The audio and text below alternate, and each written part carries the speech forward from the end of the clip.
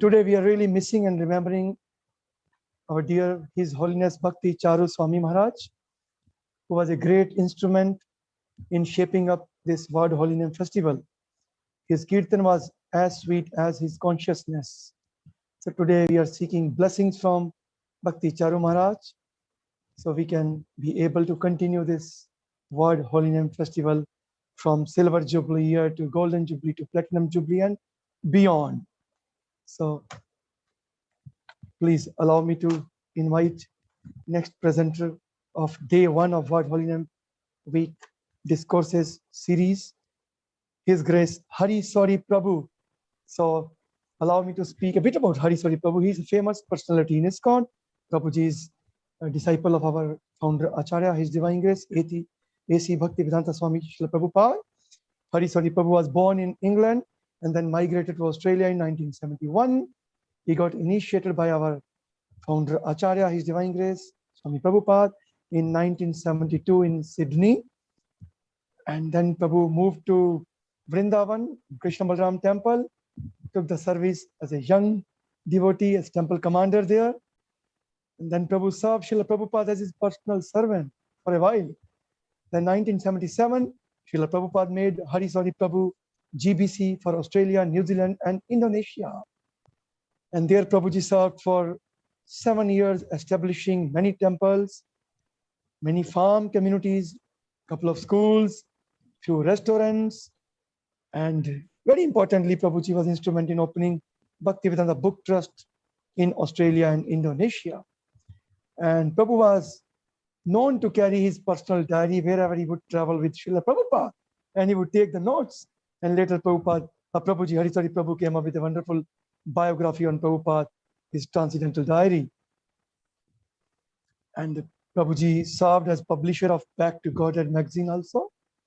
And now Hare Krsna Prabhu is serving as director of the Bhaktivedanta Research Center in Kolkata on academic resource of Gaudiya Vaishnavism.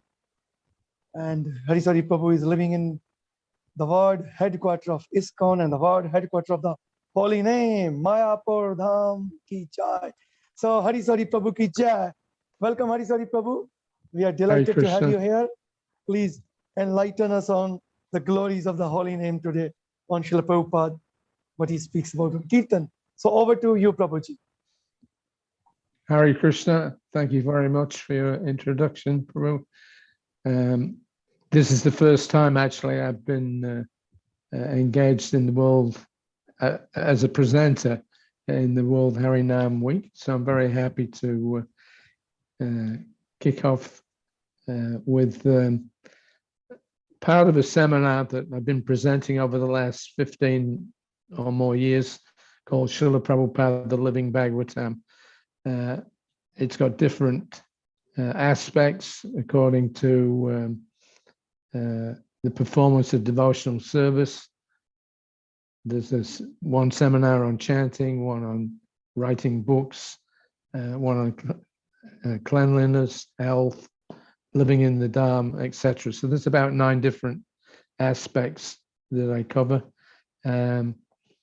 Tonight, or it's nighttime here, I don't know what time it is for everybody else. I'm going to speak a little bit about Srila Prabhupada on chanting the Hare Krishna mantra. I think we've got about 45 minutes. So chanting. In mid-December of 1976, Srila Prabhupada was in Bombay. He had just come from a place called Warda, which is like central India, where he had been invited to participate in a group gathering of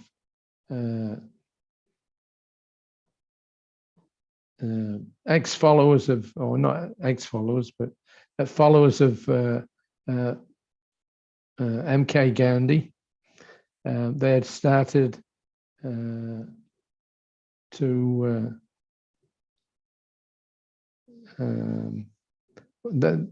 they had formed a group called the Gita Pratishthan, And their idea was that India was becoming more and more materialistic, and so they wanted to attract people back to reading the Bhagavad Gita in particular, and they wanted to try to figure out ways and means of popularizing that. So, of course, Prabhupada was invited to be a speaker at the Gita Pratishthan meeting.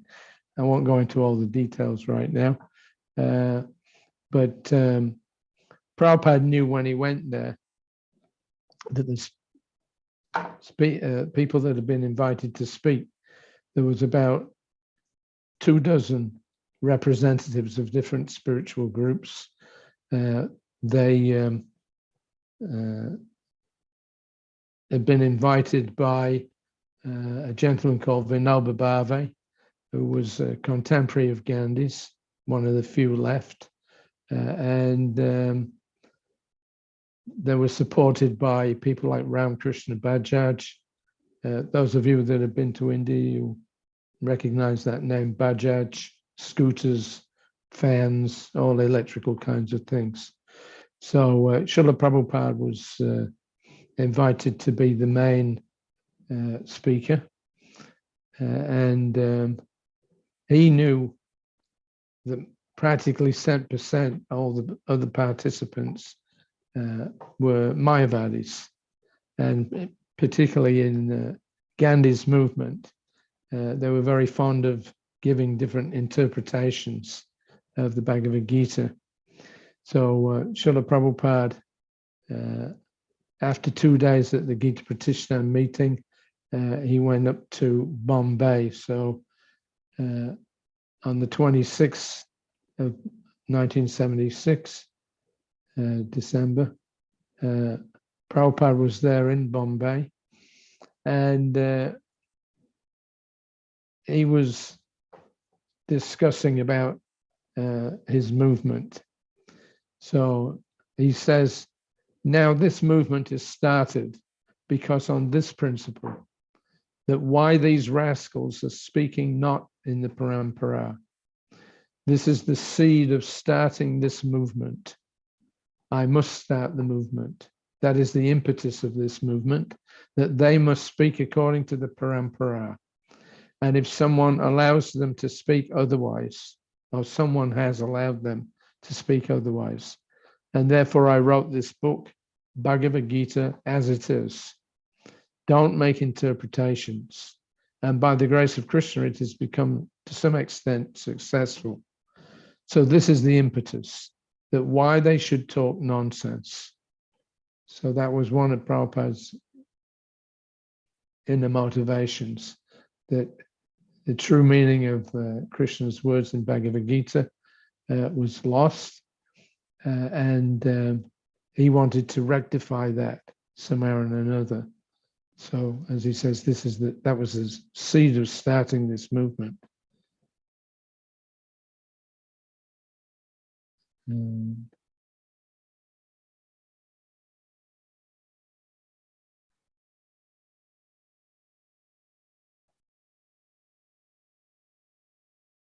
So in 1977, Prabhupada was in Vrindavan. This is in July of 1977. And this is from Bhakti Charu Maharaj's book, Ocean of Mercy. Our chief presenter there has just mentioned that today is the Vyasa Puja of Srila Bhakti Charu Swami. So quite appropriate. So in his book, Ocean of Mercy, then he tells us a story which graphically illustrates the underlying cause of Prabhupada's success as a preacher. Sometime in the early part of July, two of Prabhupada's godbrothers came to see him. One was Akinchana Krishnadas Babaji, and the other was Bon Maharaj. So Bon Maharaj was well known in the Gaudiya Mat, and he was one of the 3 devotees who was sent to England in 1933 in the first attempt by Srila Bhaktisiddhanta Saraswati Thakur to preach Krishna consciousness in the West. It's interesting that that was the same year that Prabhupada was initiated, formally initiated by Srila Bhaktisiddhanta Saraswati Thakur. So these 2 godbrothers came to see Srila Prabhupada. Kinchana Krishnadas Babaji was the only disciple that we know of whom Srila Bhaktisiddhanta had authorized to simply chant as his main service. Otherwise, everybody was expected to do active preaching work. So whenever you met Kinchana Krishnadas Babaji, the holy names were constantly on his lips. He was always in a jovial mood, smiling and laughing, and even during short breaks in a conversation, he would be chanting Hare Krishna whilst the other person was speaking. So Bhakti True Maharaj, he says that one evening, Bon Maharaj came along with Krishnadas Babaji Maharaj. Seeing his 2 friends, close friends, Srila Prabhupada's face lit up with a bright smile. I arranged 2 chairs near his bed for them to speak together. Babaji Maharaj glorified Srila Prabhupada for his achievements around the world, and Bon Maharaj agreed, saying that Prabhupada had been blessed by Sri Chaitanya Mahaprabhu. So then, in his cheerful manner, Babaji Maharaj said to Bon Maharaj, "You're a great preacher, and he is also a great preacher. You're a great scholar. He is also a great scholar. You have a very good command over the English language. He also has a wonderful command over the English language. You went to the West. He also went to the West. Then how come he has been so successful, but you were not?" It was quite bold. And Bhakti True Maharaj says there that Bon Maharaj smiled without saying anything. And Srila Prabhupada looked a little embarrassed and remained silent. So Babaji Maharaj broke that uneasy silence and answered his own question. He said, because of his unflinching faith in the holy names. So that was his analysis, that his 2 godbrothers, so many similarities between them, but one was successful, one was not. Why?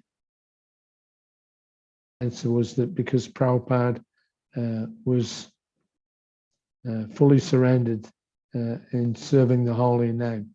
He was able to chant the Hare Krishna mantra in such a way that it cleansed the hearts of the listeners.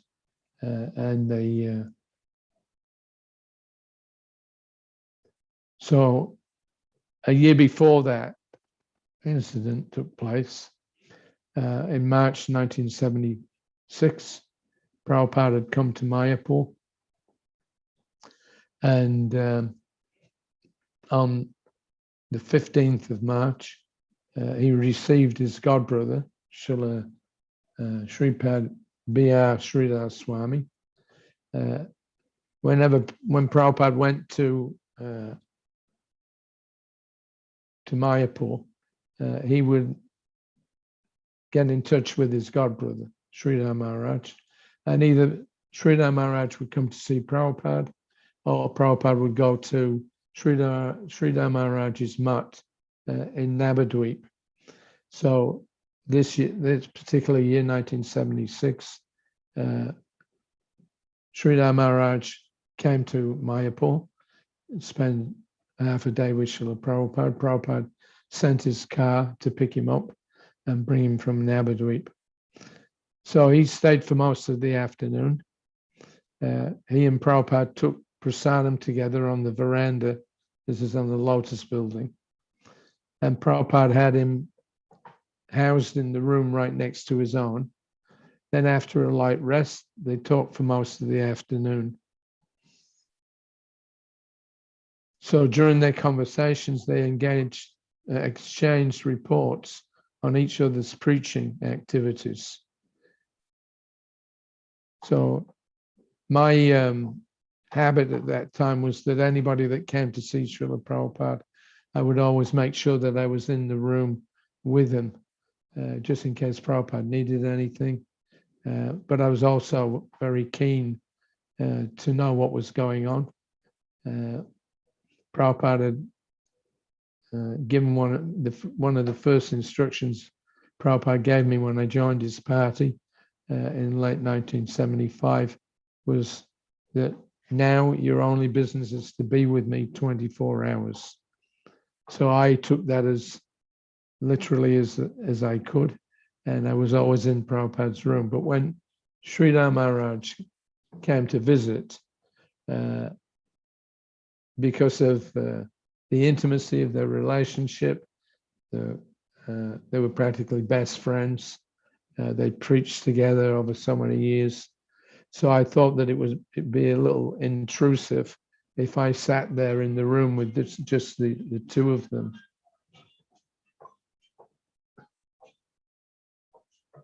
Excuse me 1 second.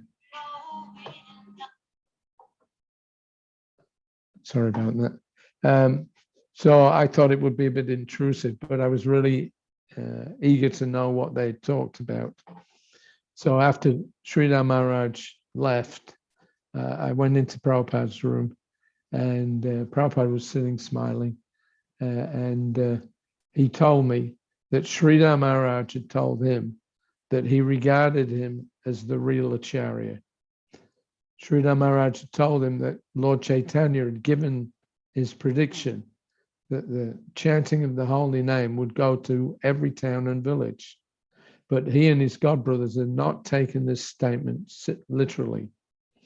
Now, by Srila Prabhupada's efforts, he said, he could understand the real meaning of that verse, Prativiche Chejito, Nagaradi Gram Savatra Pachohi Be Mornam.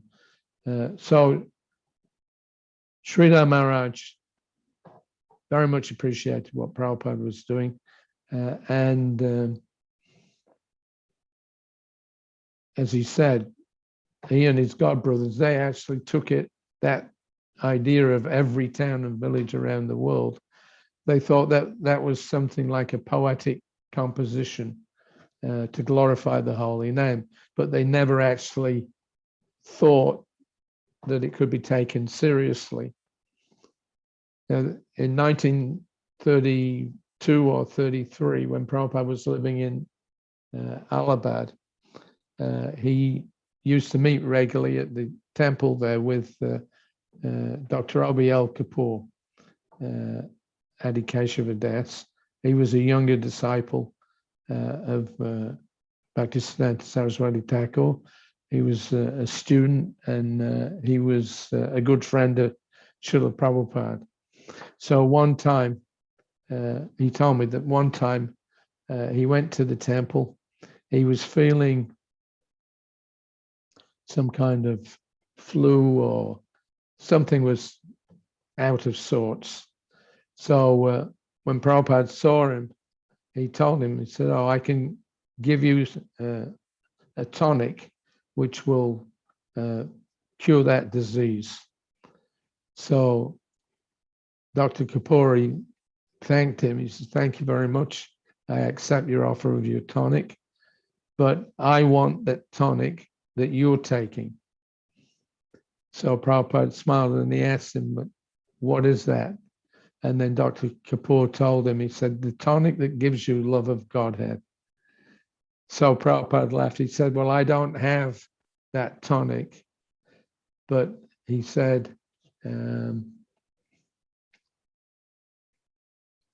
"I have the formula, and I'm going to preach this formula all around the world." So this was in 1933, and I actually got this story from Dr. Kapoor himself, and he told me that when Prabhupada had said that, that I'm going to preach it all around the world, he had not taken it very seriously. I mean, this was 1933. So he had not taken it very seriously, he said, but now I can see, looking back, that even then, Prabhupada was thinking about worldwide preaching. So, just, sorry, 1 second.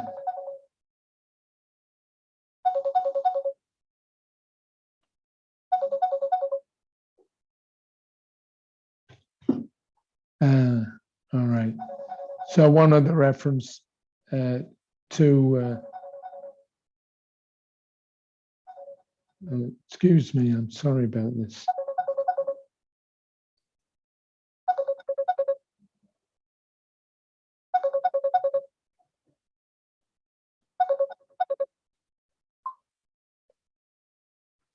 Sorry about that. Okay, one other appreciation.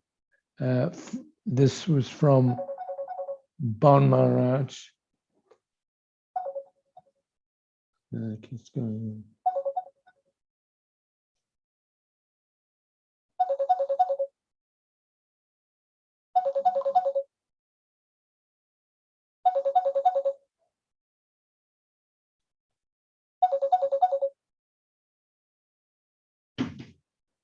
My apologies. All right, another appreciation. This one was from Bon Maharaj himself. This was in 1975. Prabhupada was in America.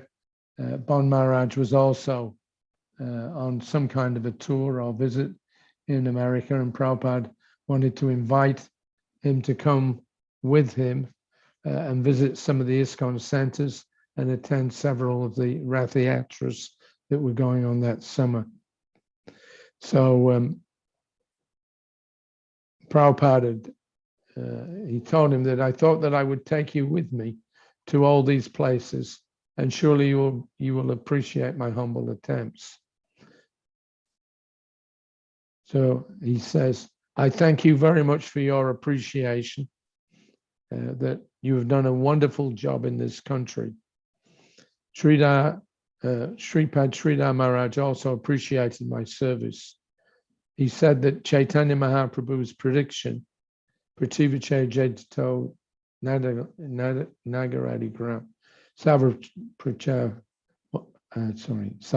Pracha Oibe Moranam, would remain a dream only, but he congratulated me that I had done it practically.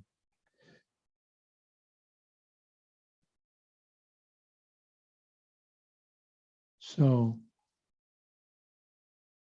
Prabhupada was planning for many years how to execute the instructions of his spiritual master and preach in the English language and go abroad to preach. So there's an interesting news item that appeared in the daily newspaper, Bengali language newspaper in Calcutta, called the Dainik Basmati. And there's a short news article there, which I presume Prabhupada himself had put in because of the way it's worded. But this was the day before Prabhupada set off on his mission. So this is August the 12th. Prabhupada had been the day before, he'd been to Mayapur to get the blessings of his spiritual master. He'd spent most of the day there at the Gaudiya mat chanting. And then the next day he was going to leave. So this short article appeared in the Dainik Basmati. And the heading was, The Lord's Message Goes to America. Lord Sri Krishna Chaitanya Mahaprabhu said, Prativate Chaitanya Nagaradi Gram, Savracha Prachahoibe Moranam. That prophecy is going to be fulfilled now. And it had an exclamation mark. in the text. That prophecy is going to be fulfilled now. Srimad Bhaktivedanta Swami, a resident of Vrindavan, has translated the Srimad Bhagavatam into English in 60 volumes with word-for-word meaning and purports. Before this great work could be appreciated by his countrymen, people from far-off America have expressed their admiration of this supernormal achievement and have invited him so that they may meet with him in person and acquaint themselves with his work. Hence, he is departing from Calcutta for New York this day of 12th of August. So that's Prabhupada's boldness in his preaching. We could say it's a little bit of exaggeration, but actually, especially this part where he says, before this great work could be appreciated by his countrymen, people from far off America have expressed their admiration of this supernormal achievement. So we can think, well, where did that come from? Prabhupada had never left India before. What to speak about knowing people in America. He hadn't even met the ACBSP that were being his sponsors. But actually, it's very, it's not prophetic, but it's very close to the truth that Prabhupada had been actually appreciated before he himself had gone there. When he completed the first 3 volumes of the Bhagavatam, then he felt that he was prepared to go. So he had gotten a distributor to carry his books. And when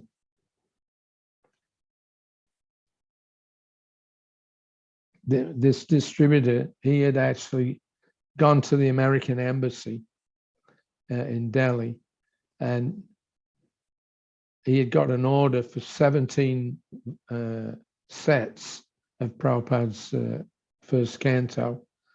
So those books were actually shipped out from Delhi to America and distributed to different libraries. This was before Prabhupada went to America. And so when Prabhupada arrived in '65 and stayed there in Butler, Pennsylvania, he had met some professor from, I think, Philadelphia University. And so that gentleman had invited Prabhupada that if he was ever coming up that way, then he could come and make some presentation in the university.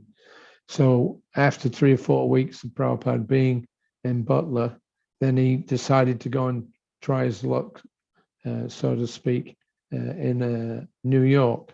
So on the way up, then he stopped off and met with this professor. He gave some kind of talk there. I don't know what the details were. And then when he'd finished that, he went to the library and invited the librarian there to buy his books. When the librarian saw the books, he said, "Oh, we already have these." So these 17 sets of Bhagavatams have preceded Prabhupada's arrival in America. Very interesting. It's a similar kind of situation to when Prabhupada went to San Francisco at the beginning of '67, and Malati had found this curious looking, what she thought was a wooden doll. And it turned out that it was Lord Jagannath, Baladev and Subhadra Devi. And they were there in San Francisco when the movement started up there. So a bit of an indication of Prabhupada's preaching. That the Bhagavatam arrived in America before he did, as well as Lord Jagannath. So one other thing that Prabhupada took with him was a small pamphlet that was, I think, like a brochure style, and it was an advertisement that Prabhupada was going to pass out to different people in America when he got there. So this pamphlet turned up on Prabhupada's desk in 1976 in New Mayapur in France. Prabhupada had taken his afternoon rest.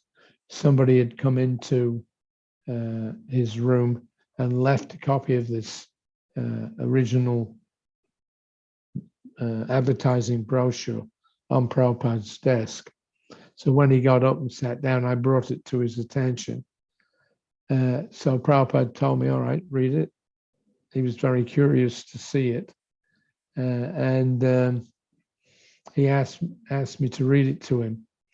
So Prabhupada's picture was on the front, and it had the title reading, Srimad Bhagavatam, India's Message of Peace and Goodwill. 60 volumes of elaborate English version by Tridandi Goswami, A.C. Bhaktivedanta Swami, carried by the Sindhi Steam Navigation Company Limited, Bombay, all over the world for scientific knowledge of God. So again, this is Prabhupada's boldness in his preaching. There's a note that I've got here on this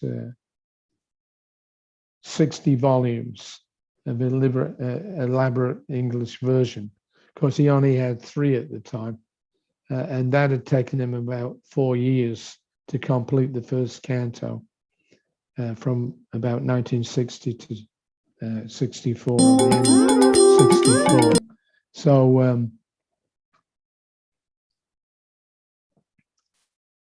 for Prabhupada to complete the Chaitanya, the Srimad Bhagavatam, you can do the math. If it took 4 years to do the first canto, and he's got 11 cantos left, if you have to do, if you average out the time, then that would be that would mean that at the rate of his writing, he would have been finished at the age of about 114 or 115 years old. So it seemed like something of an impossible task. But Prabhupada was not concerned about that. He was doing his mission that his spiritual master had given him. He never thought that, oh, this is just too much, but rather the opposite. And in the preface to the second volume of the first canto, Prabhupada mentions this seemingly insurmountable job that he had to do. So in his preface, he says, an unbeliever friend of mine became astonished to learn that we've taken up a mighty project for presenting 60 volumes of 400 pages each, simply for the matter of glorifying the Lord. But we should not forget to remember that the Lord is unlimited. This material world is a fragmental portion of his unfathomable glories, out of which this tiny earth is a particle only. And on the surface of this earth, there are numberless cities, and in each and every one of them, there are hundreds of printing houses, all engaged in the matter of broadcasting the message of this limited space. So we can just imagine how many hundreds of thousands of volumes we may need to glorify the activities of the unlimited Lord. Therefore, 60 volumes of Srimad Bhagavatam are just a sample distribution of his glories, presented in a manner understandable by the stagnant brain of the residents of this insignificant globe. Otherwise, the residents of higher planets who have got superior brains than men do go through thousands and millions of volumes of the Srimad Bhagavatam to know about the glories of the Lord. So that's an amazing perspective that Prabhupada has. His friend was thinking, you know, what could he possibly do in, you know, on his own in this on this Earth planet? But from Prabhupada's point of view, this was very insignificant. 60 volumes sounds like a lot to an ordinary man, but to Prabhupada it was, you know, very insignificant compared to what could be written by those in the know. So looking at Prabhupada's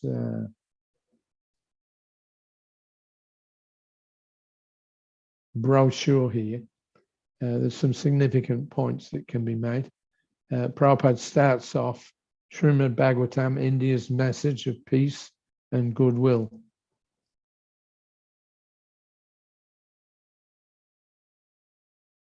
Then he says 60 volumes of elaborate English version by Tridandi Goswami, A.C. Bhaktivedanta Swami. So he's advertising 60 volumes, but of course he only has 3 volumes. And then he says, carried by the Scindia Steam Navigation Company Limited, Bombay, all over the world. So Prabhupada had never been out of India when this was written. He got a ticket to New York and a promise of a return to Calcutta if he needed it. But he's already advertising before he set off that it's going to be this is going to go all over the world. And then he says for scientific knowledge of God. So again, that's the boldness of Srila Prabhupada. In 1966, I think in April, because Time magazine was and still is, I believe, the biggest news magazine in the world. And they had a cover on one of the editions in April of 66, which said, "Is God dead?" That was it. The whole cover was just, "Is God dead?" And then there was a whole article about the debate whether there was God or no God, etc. So Prabhupada was well aware of his audience. He was well aware of the propaganda that was coming out, and it was really, you know, that time in the mid-60s, a lot of things were breaking out, and there's a lot of scientific atheism around the idea that life comes from matter. So that was gaining a lot of credence, as evinced by this Time magazine cover. So Prabhupada did it wasn't accidental or, you know, just trying to be popular. Prabhupada knew that Krishna consciousness was scientific. And I mean, normally the scientists, they'll say it's either God or science, but you can't bring the two together. Yeah, if you're a scientific person, you can't believe in God. If you believe in God, you're not scientific. This is the way that things have been presented to us. But Prabhupada is coming into the middle of this atmosphere, atheistic atmosphere, and he's saying scientific knowledge of God. So that was a challenge.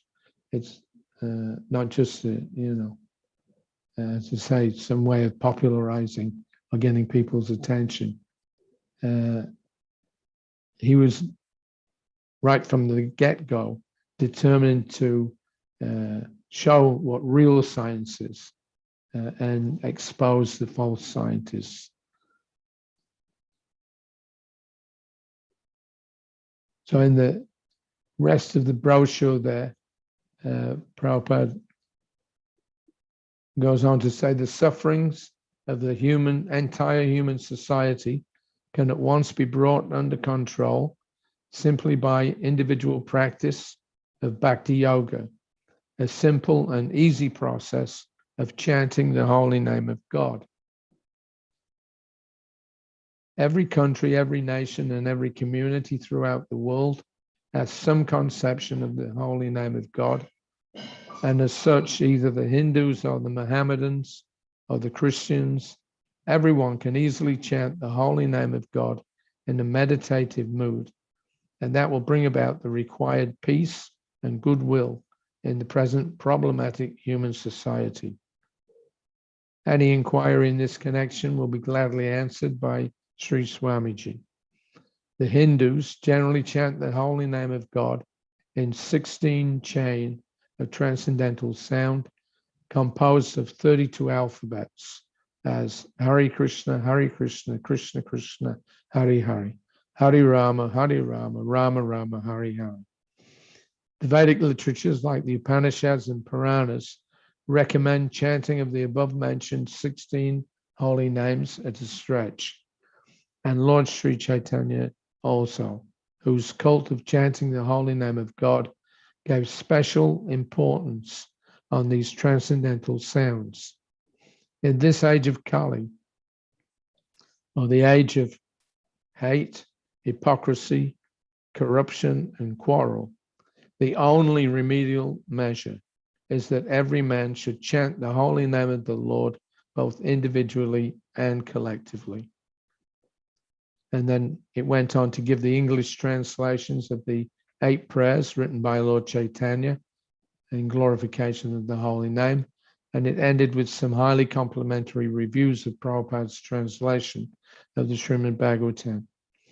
So again, Srila Prabhupada is making a statement. It sounds exaggerated, to say the least, that all the problems in the world, he says, can be immediately mitigated just by chanting the Hare Krishna mantra. It sounds a bit exaggerated, but actually Prabhupada knew very well that the only, as he says, remedial measure is actually the chanting of the holy names. If we look at the condition of human society in Kali Yuga, it's typified by fighting, quarreling, arguing, envy, greed, hatred, so many bad qualities. And just as we are aware, this last couple of weeks, again, more fighting in Afghanistan. You've got the Middle East. You've got problems with the economies, massive problems because of the coronavirus, and on and on and on. So how are we to believe that just by chanting this mantra, that all the problems in the world can at once be brought under control? It sounds fantastic and unbelievable. But Prabhupada actually, because he was situated on the spiritual platform, he had a different perspective on everything. And one of them is that Chaito Darpanamarjanam, because the heart is not clean, it's full of all of these negative impulses and thoughts, etc., then people can never be actually happy, because the problem is not external. It's, we will not solve the problems of the world until we actually solve the problems of the individual. That problem of the individual is that the heart is very dirty. We carry around with us all this Kali Yuga garbage, and that permeates our entire consciousness. So as a result of that, people will continue to be envious of each other. There'll be enmity, towards each other. It's not possible to bring about peace and goodwill in this kind of atmosphere. So Prabhupada's presentation of the chanting and the Bhagavatam is that unless you actually cleanse the heart, then you cannot resolve all of these difficulties. So the sufferings of human society are due to their activities. Their activities are due to their feelings, their understanding, the state of their consciousness. So the only thing that can actually purify the consciousness so that these negative attributes are cleansed away, it's to simply chant the holy name of Krishna. That's effective in this cleansing process. So we're not doing this out of sentiment. We're not doing this, as some kind of fantastic silver bullet that will make everything all right. We have to chant sincerely, as Krishnadas, Akinchana Krishnadas Babaji pointed out, that Prabhupada was successful because he depended on the holy name. All these trials and tribulations that we're having, they can be immediately cured if one sincerely chants the holy name, because God is everything. And according to how we cultivate our relationship with Krishna, then we'll see a corresponding result. So this 1 week of chanting is a very important way of intensifying our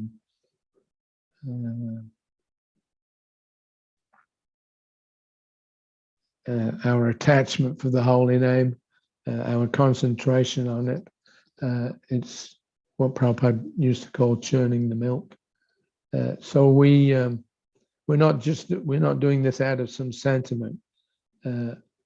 Prabhupada practically showed it how we can change our lives, to how we can change our consciousness just by chanting the Maha Mantra. And now it's our duty to spread this all over the world. So Prabhupada was, not given to exaggeration. It's just simply that he was on a much higher platform than ordinary human beings. So I think that's my time is up. Is that right? 6:45. Yes, Prabhuji. Okay, so that's a little glimpse. No, it's wonderful. It's okay. Thank you very much, Hari Swami Prabhu. Oh, you want to finish? You want to say something? No, I was just going to say thank you all very much for giving me a chance to speak. Thank you very much. We are indebted to you, Hari Swami Prabhu, for giving us insight of Srila Prabhupada's love for the holy name, and especially your personal interaction with Srila Prabhupada and arrival of Lord Jagannath in America. And you rightly mentioned that all problems of the world can be solved simply by depending and chanting the holy name.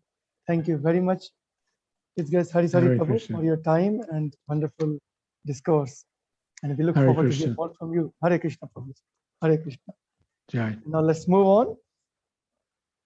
And before I invite the next presenter, can I request all the listeners to become viewers by turning your cameras on, please, so presenter can see you. Thank you very much. And if you have any question, please send us in the chat box. Don't raise your hand, because in a big gathering, it is impractical to allow unmuting and then muting mode. So the next day 1 of Word Holy Name Festival, number 3 presenter is going to be a wonderful devotee, beautiful Kirtaniya musician, His Grace Badahari Prabhu. So can I request our admin Prabhu to share the screen, because I think Prabhu will be leading Kirtan on Facebook, and then we have to live stream by sharing screen on this page Zoom. So, okay, let me introduce Prabhuji. Can I take a minute to welcome His Grace Badahari Prabhu, a disciple of His Divine Grace ACBSP Swami Prabhupada.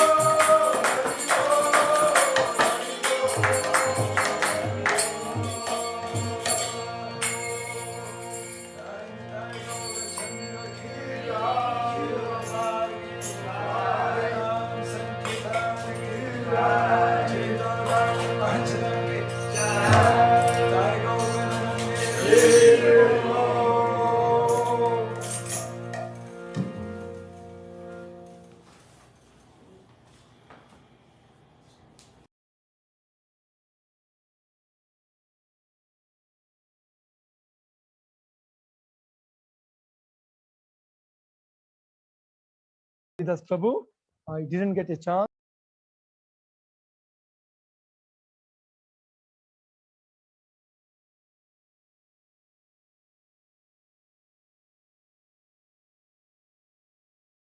Recording in progress. Practicing it since 1975 now. Prabhuji travels internationally, presenting seminars on Vaishnava songs.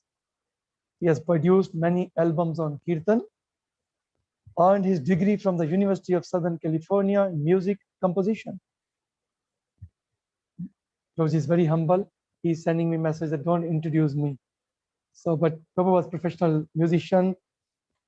And since he met Prabhupada in 1975, Prabhuji left his profession as professional musician and he became a devotional musician. And he's a wonderful practitioner of Bhakti Yoga, doing so many nice services and still doing. So thank you so much, Prabhuji, for such a melodious kirtan that really set the tone of this World Holy Name Festival 2021. So let's move on to next speaker for tonight. And I'm honored to invite His Holiness Bhakti Rasamrita Swami Maharaj ki jai. So you all know Bhakti Rasamrita Swami Maharaj completed his BE from MS University Baroda. Then Maharaj completed his MBA from Bombay University and worked for some time in multinational bank. Please don't introduce. I Oh, sent a Maharaj. message. Yeah, please don't. Okay, Yes. oh, you send message. Okay, Maharaj. So everyone knows Maharaj is so humble. Maharaj doesn't allow me. So Maharaj is traveling all over the world. That I think I can mention and enlightening all the souls. So let's hear from Maharaj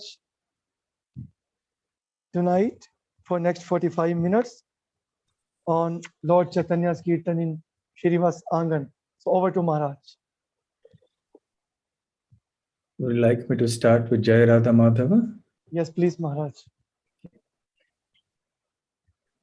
Jai Radha Madhava Kunja Bihari Jai Radha Madhava Kunja Bihari Jai Radha Madhava Kunja Bihari Jai Radha Madhava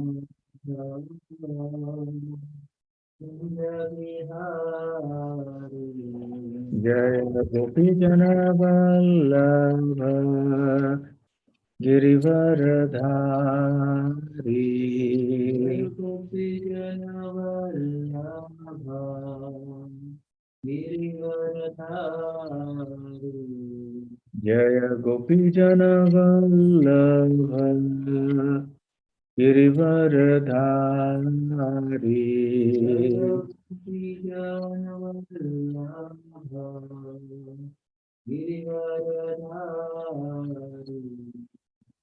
Yashodanandana Brajajana Ranjana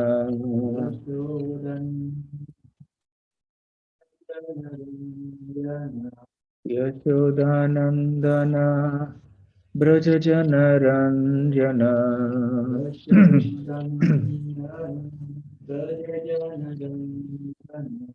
Yamuna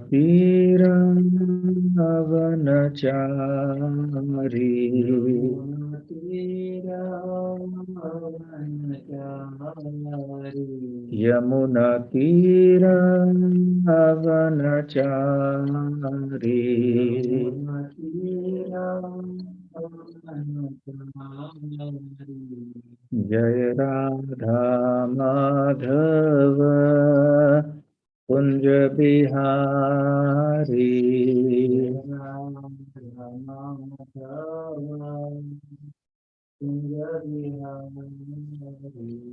Jaya Shri Krishna Chaitanya Prabhu Nityananda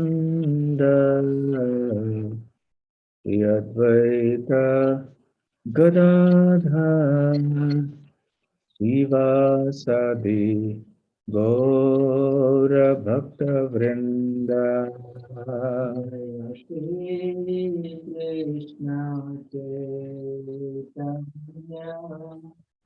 Prabhu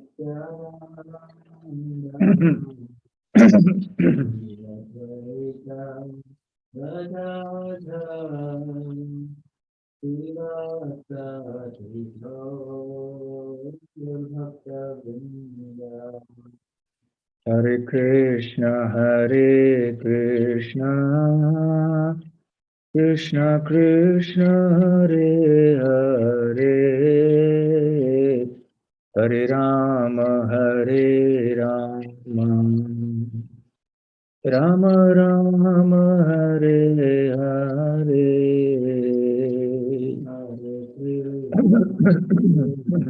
Krishna Krishna Krishna Hare Hare Hare Rama Rama Rama Hare Hare Hare Krishna Krishna Krishna Hare Hare Hare Rama Rama Rama Hare Hare Hare Krishna Krishna Krishna Hare Hare Hare Rama Rama Rama Hare Hare Jaya Radha Madhava Radha Madhava Radhe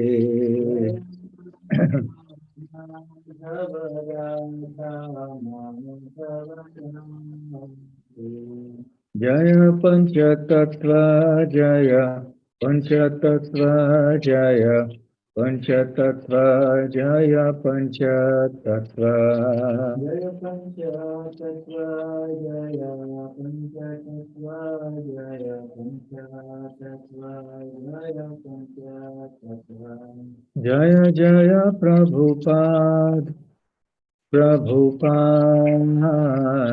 Prabhupada Jaya Jaya Prabhupada Jaya Jaya Prabhupada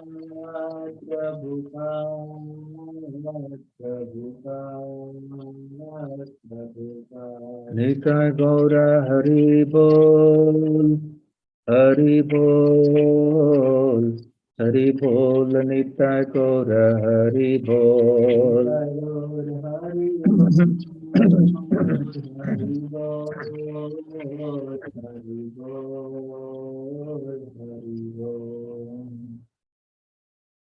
Gaura Premanande Jayom Vishnupad Paramhansa Parivrajakacharya Ashtotar Sat His Divine Grace Abhay Charanar Vinda Bhakti Vedanta Swami Srila Prabhupada Ki Jai Ananta Koti Vaishnava Vrinda Ki Jai Shri Shri Panchatattva Ki Jai Shri Nrsimhadev Bhagavan Ki Jai Shri Harinam Sankirtan Ki Jai Nitai Gaura Premanande All glories to the assembled devotees.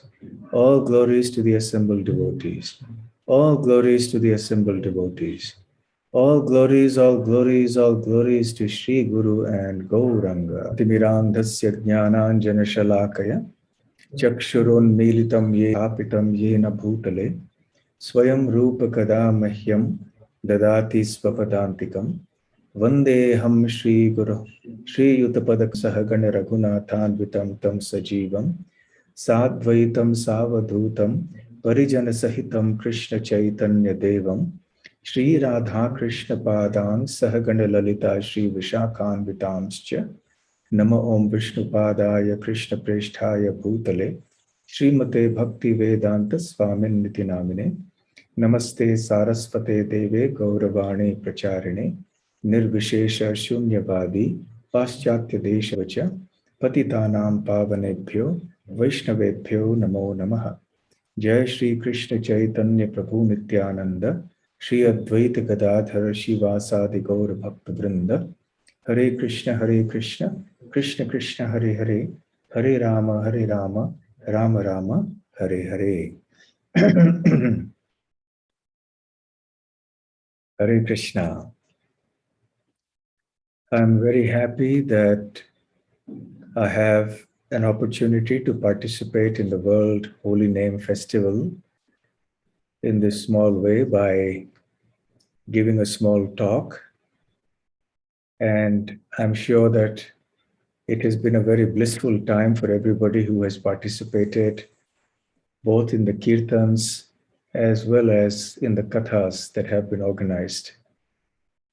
I'm sure you've heard many wonderful lectures in kirtan so far, and you will hear many more in the future as well.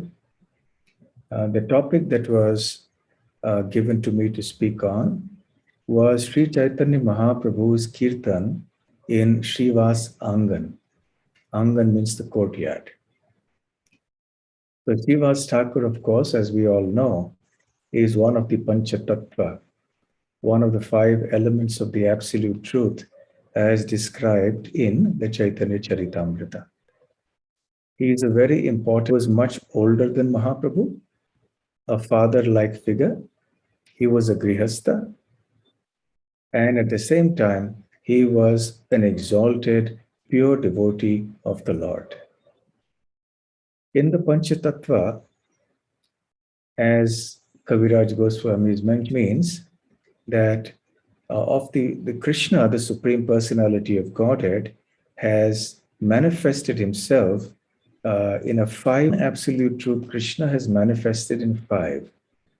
And of course, the Bhakta Rupa is Mahaprabhu himself. Bhakta Swarupa is Nityananda Prabhu. Bhakta Avatar is Advaita Acharya. Bhakta Shakti is Gadadhar Pandit. Srimati Radharani's form, appearance. And finally, Srivas Thakur is the pure devotee, Bhaktakhyam.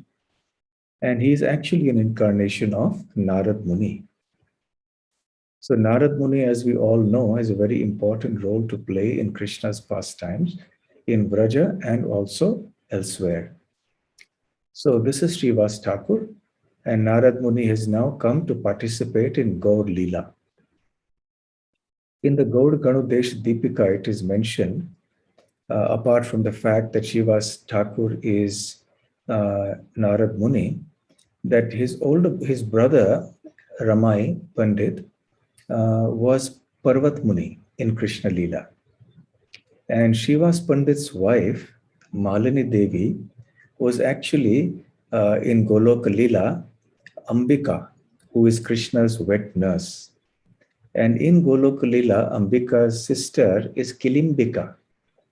Kilimbika is the one who took Krishna's remnants in Goloka Leela, and she has appeared as Narayani, the niece of Srivas Pandit, that is his brother's daughter. And Narayani is the mother of Vrindavan Das Thakur, who is the author of the Chaitanya Bhagavat. So we can understand that both in Krishna Leela and in Gaur Leela, Srivas Pandit or Narad Muni plays a very important role.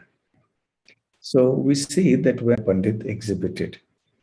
Nimai Pandit actually started the Sankirtan movement in the house of Srivas Pandit. The atheistic neighbors, who were mostly Brahmins, but still they were atheistic and karmakandi, which means they were fruitive workers. Their recitation of the Vedas and performance of mantras and yajnas were only meant for attaining some materialistic goals. They did not have any devotional sentiment at all. So, because the kirtans would happen in the night, and even when they happened in the day, these people apparently became very disturbed. So much so that they became enraged and started criticizing and even abusing the devotees led by Srivas Thakur. One person said, "I could not sleep at night. They have kept me awake." Another person said, "All this shouting will disturb the Lord and he will get angry with us and we will all be destroyed." Somebody said that these people simply chant and dance and they avoid all philosophy and acquiring knowledge. Another person, envious person, said, "All this mischief is because of that wretched Srivas Thakur, Srivas Pandit. It is because of him that he and all these brothers get together and they chant Krishna, Krishna like madmen. They are going to ruin everything. When the word spreads and the king hears of it, he will send boatloads of soldiers to come and kill Srivas Thakur or perhaps arrest him and his family. And Srivas Thakur will, of course, run away, but we will all be stuck and we will be punished by the king." So another person came and said, "Well, if that happens, then we will all catch Srivas and hand him over to the king." So in this way, the local people, they conversed with each other and they were not at all happy with all this that was going on in Srivas Thakur's house. Then one time, the soldiers of the king actually came in boats. And when the news reached Srivas Thakur, he became very much fearful, not for himself, but fearful for the other devotees. He did not want any harm to come to any of the devotees. All the other devotees also began to be alarmed. When Chaitanya Mahaprabhu, who was known as Vishwambhar or Nimai Pandit, heard this, he said, "Whatever Lord Krishna happens or wants will happen. And it is for the best. What fear should we have for these wretched people?" Now, Srivas Thakur was actually quite a soft-hearted person, and he was feeling very pained about what harm could come to all the Vaishnavas. Anyway, he and the other devotees did not realize that actually the Supreme Lord was in their midst, and he was the one who was leading the kirtan, and that in his presence and by his mercy, no harm could actually come to them. But the Lord had hidden his divinity for the sake of relishing all these wonderful pastimes. Meanwhile, Vishwambhar or Nimai Pandit was roaming all over Navadvip in a very carefree and arrogant manner. His beauty was unmatched, his learning was unmatched, and he would do kirtan with his devotees. And sometimes when he saw the cows on the bank of the Ganga, he got into the mood of Vrindavan and started saying, I am he, meaning that he was Krishna.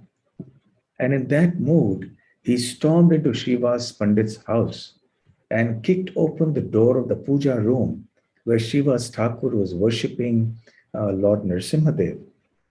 And as soon as he went there, he entered the room. He saw Srivas Thakur was performing puja, and Srivas Thakur was shocked to suddenly have the door of his puja room open like that. And he looked up and he saw Mahaprabhu, Nimai Pandit, Vishwambhar.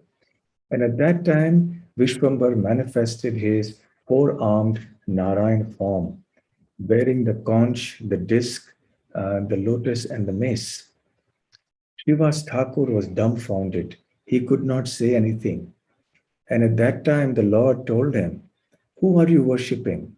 And for what? Don't you know that the very person you're worshipping is standing in front of you?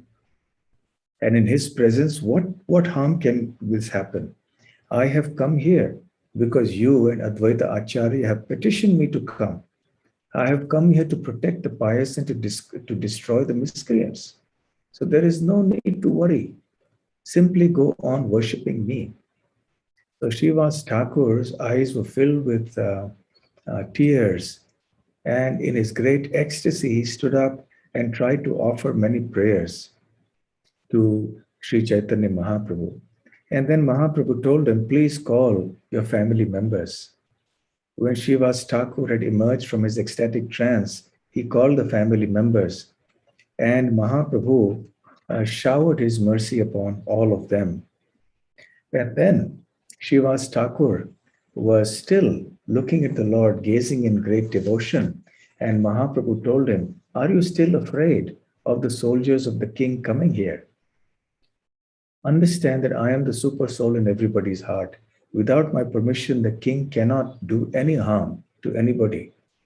And even if the king somehow acts independently, then I will go up and tell him not to come. And still, if he comes, I will step into the boat and I will challenge him and tell him, bring all your elephants and horses and bring all your religious people here. And if by the recitation of your religious books, if these elephants and these horses can start dancing in ecstasy, then I will accept you. But that will not be possible. And I will myself make these elephants and horses dance. And then I will make the king and all his soldiers and all the animals dance in ecstasy. So what is there for you to worry? I know that you don't believe me, but what can I do? Just wait and see. Meanwhile, little Narayani, who I mentioned earlier, she was only a small girl at that time.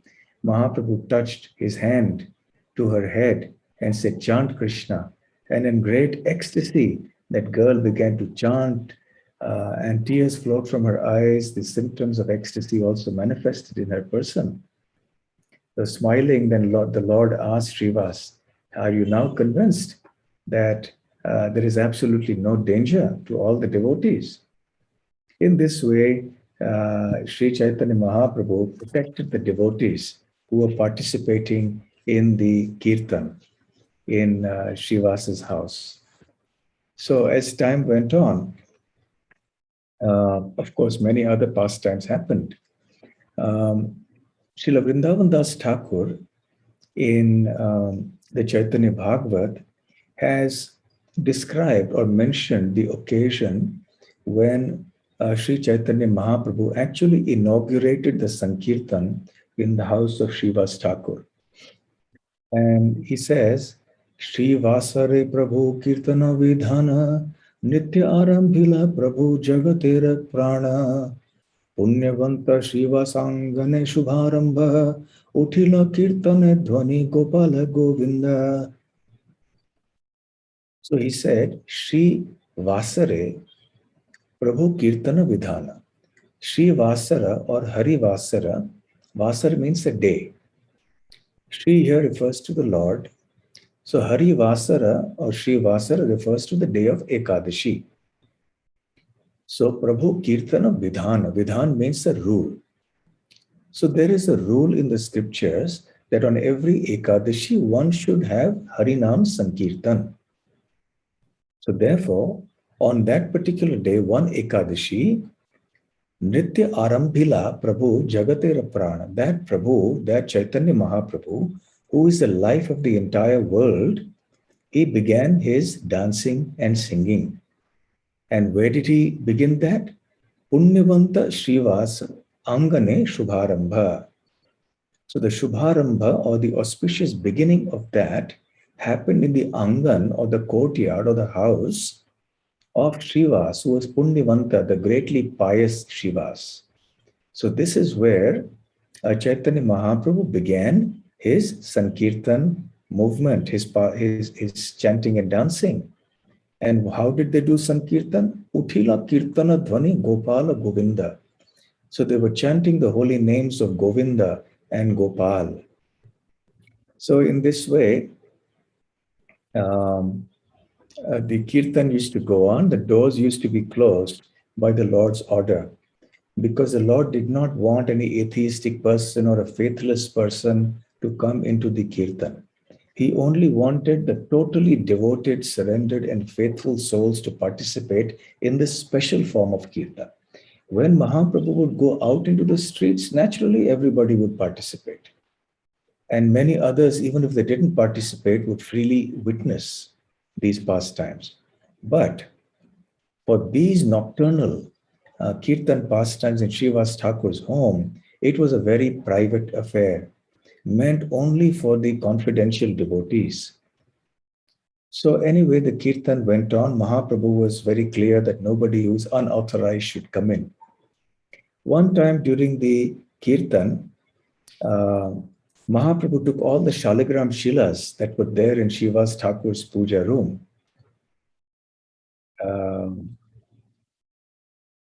Okay, it says 30 minutes gone, 50 minutes remaining, okay.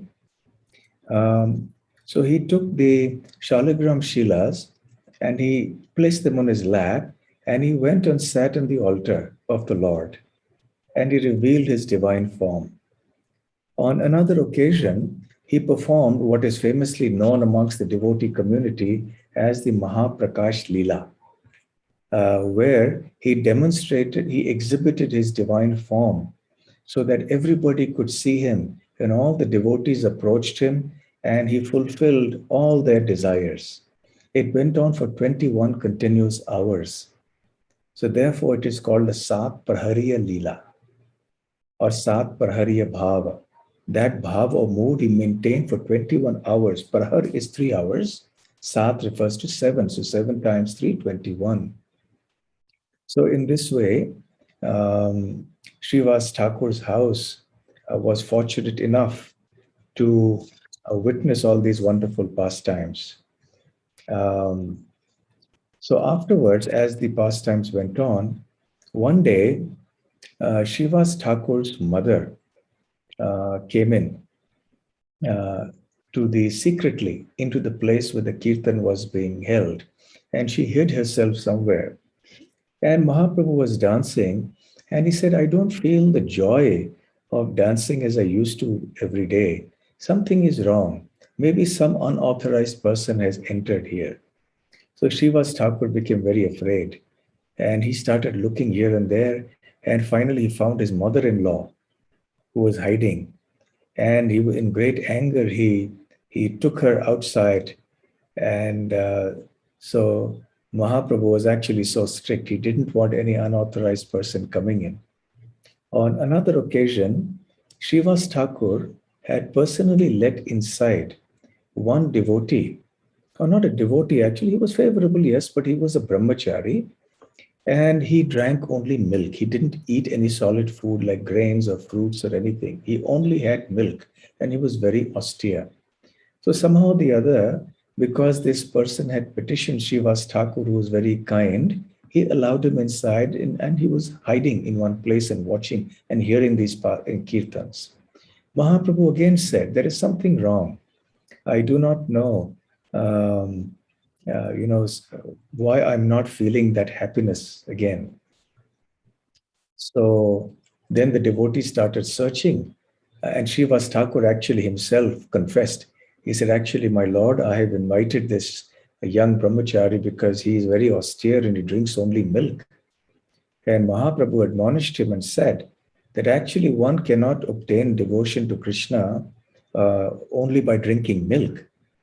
Devotion to Krishna is obtained by surrendering to him and by chanting his names, not simply by drinking milk and performing some austerities. So as the young brahmachari was being escorted out, he begged that he should at least have one sidelong glance of Mahaprabhu. Mahaprabhu became merciful and he placed his lotus feet on the brahmachari's head. And he said, okay, henceforth, you don't become proud and try to display all your austerity and try to show people how austere you are and how renounced you are. On another occasion, one of the neighbors who was against Srivas Thakur very much, his name was Gopal Chapal, he was a Brahmana, he decided to defame Srivas Thakur. So he placed the paraphernalia for the worship of goddess Kali outside the door of Shiva's Thakur. So he placed the red hibiscus flower, red sandalwood, liquor, meat, and so on. When Shiva's Thakur opened the doors of his house early in the morning and he saw all these items there, he laughed aloud and then he declared to all the neighbors, just see how I'm worshipping goddess Kali.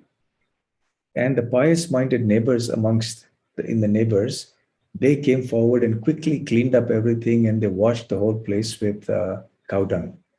Meanwhile, because Gopal Chapal had committed such a big offense against Shiva's Thakur, he was inflicted with very severe leprosy. And when that happened, he went to Chaitanya Mahaprabhu to beg forgiveness. And Mahaprabhu told him, I cannot forgive you. On the contrary, I say that you will go to the hell called Raurava for millions of lives, and may the worms also eat your body there because you have offended a great devotee. And Mahaprabhu left. Gopal Chapal continued to suffer. Some time passed. Mahaprabhu had taken sannyas. And then one time he had come back and he was visiting Koladvip, that is today Navadvip town. And he had gone there.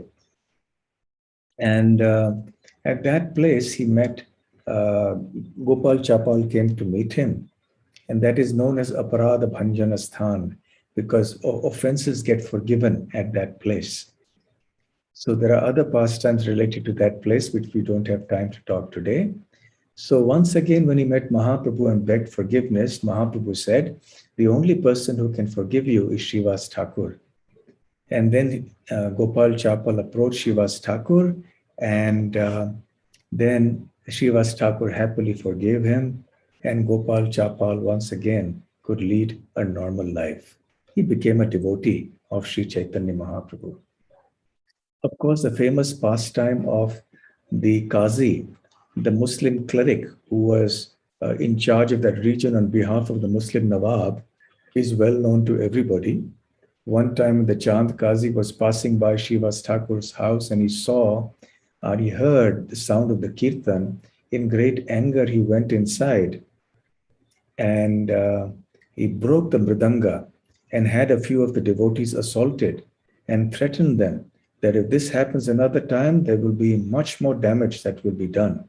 And he left. Meanwhile, Chaitanya Mahaprabhu received word of the incident and he took it very seriously. He gathered thousands and thousands of devotees and there was a torchlit march all the way to the Qazi's house. The Qazi was cowering in fear seeing the huge crowd. And then there happened a very wonderful dialogue between Mahaprabhu and Chand Qazi. And the Chand Qazi became a devotee.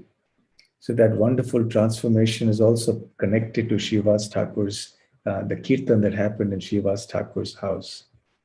Another small pastime that happened there was that there was a girl called Dukhi.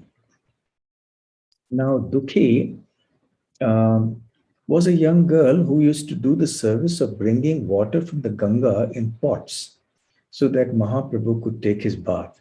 Because after the devotees led by Chaitanya Mahaprabhu would do kirtan in the house of Shiva's Thakur all night, they would go to the Ganga to take bath early in the morning.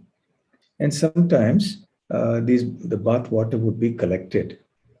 So one of Shiva's Thakur's servant girls, Dukhi, used to come in and deliver the water as well.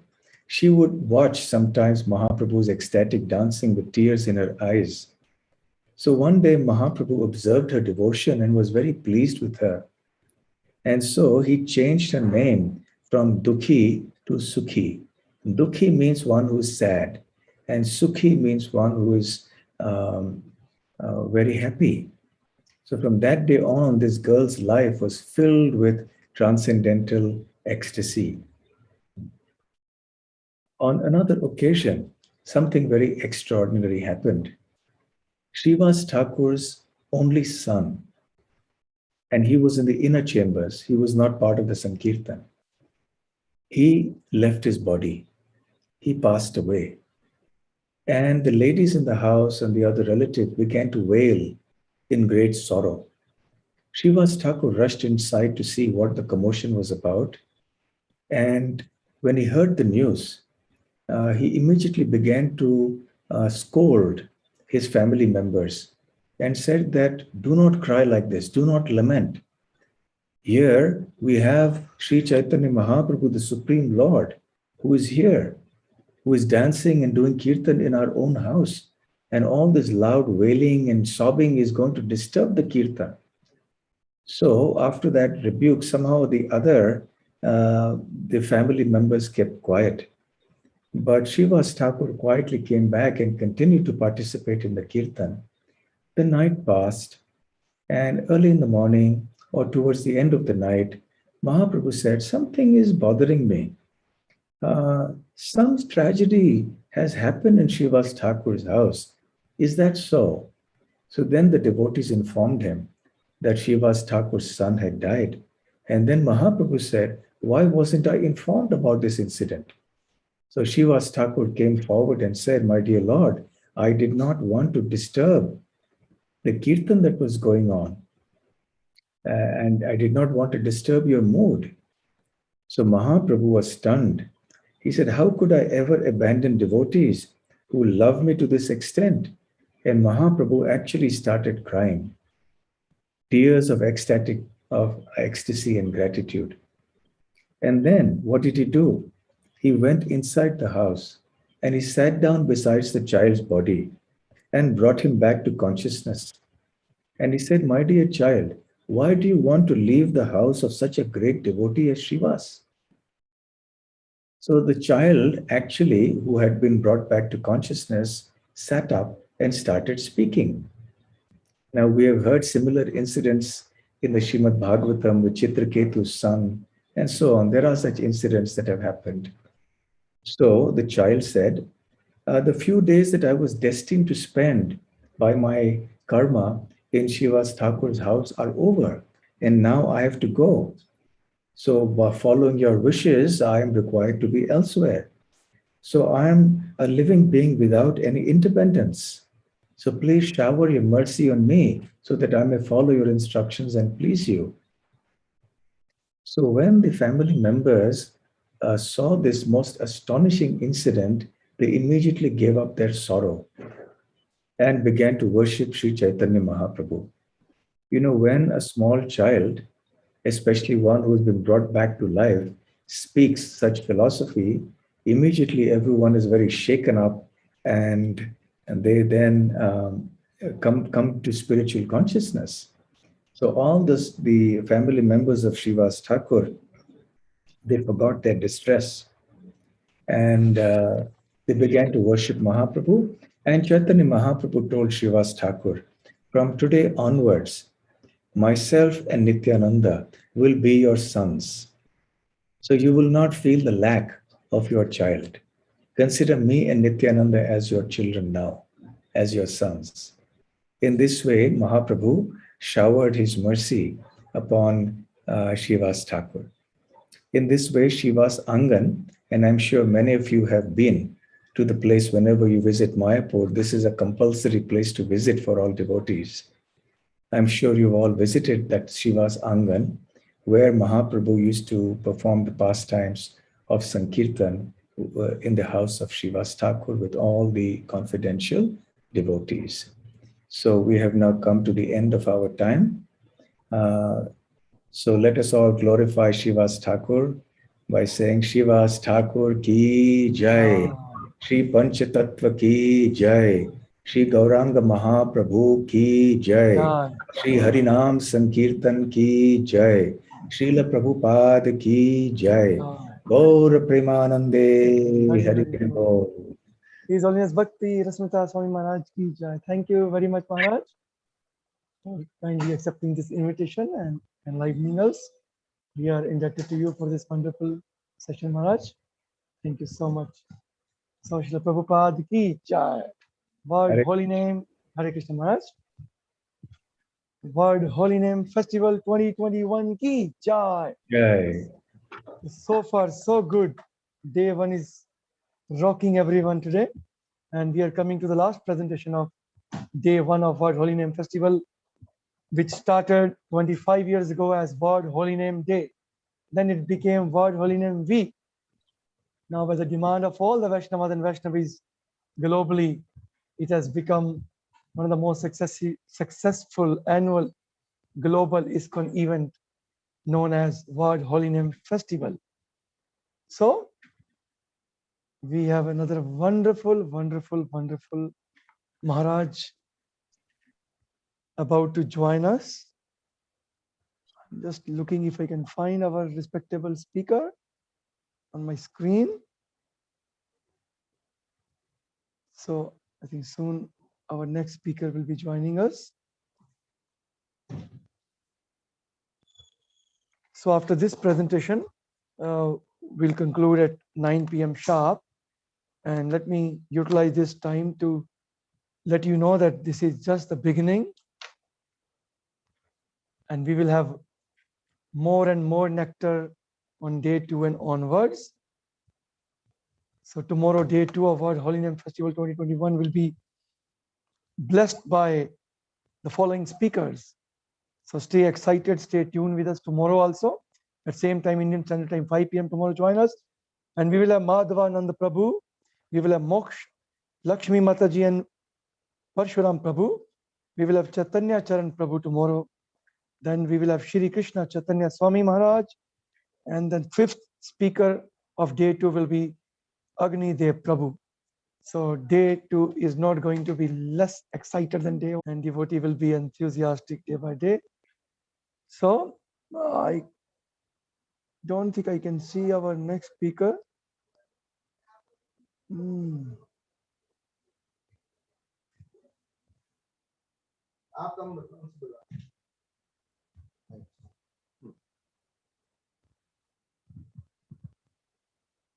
Many devotees, volunteers of ISKCON Kirtan ministry, they really worked hard. They put their sincere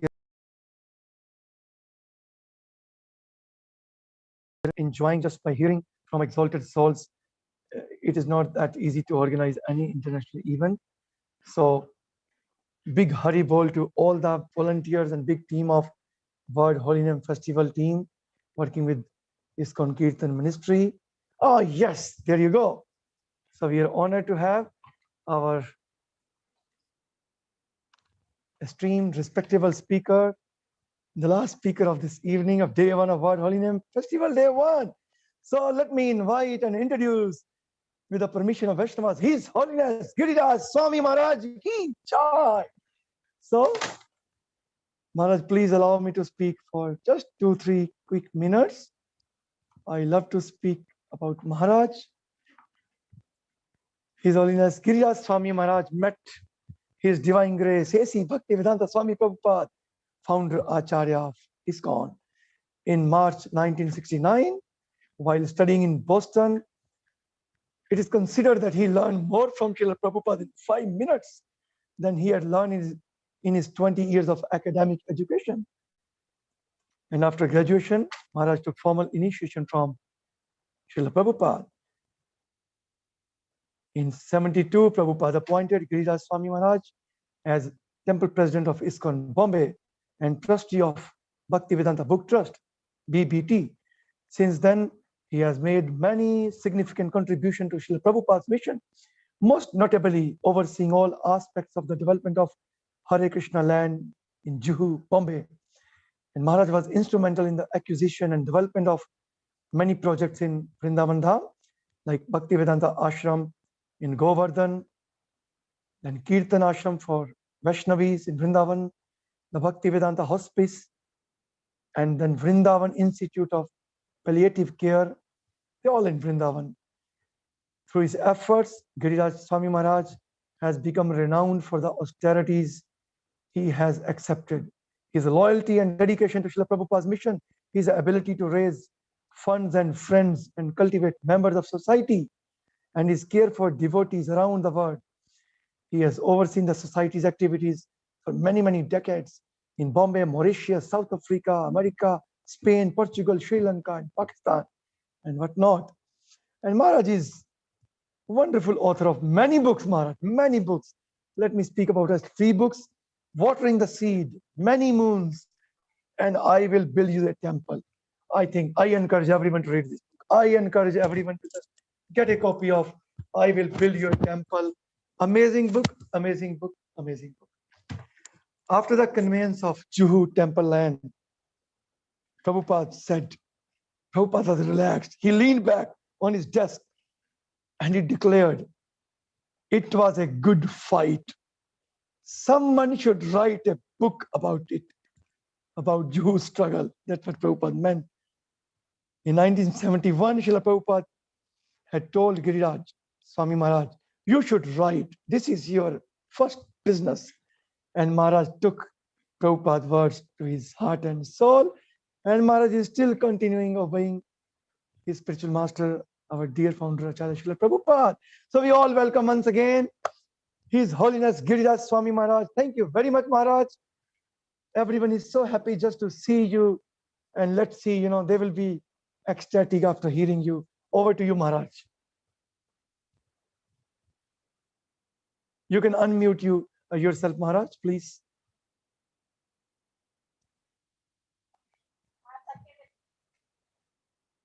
No, Maharaj, you need to unmute, Maharaj.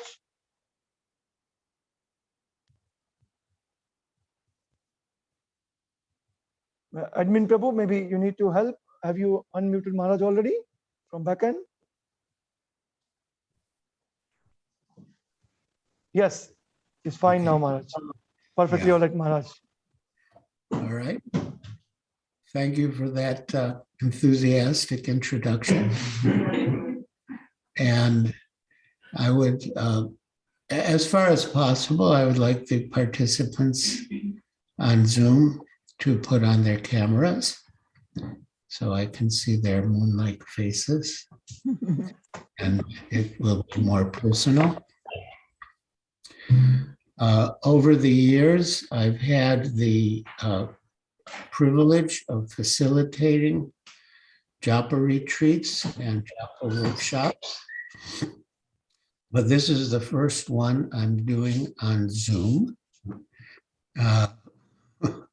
But I hope that my experience will serve us well on this occasion.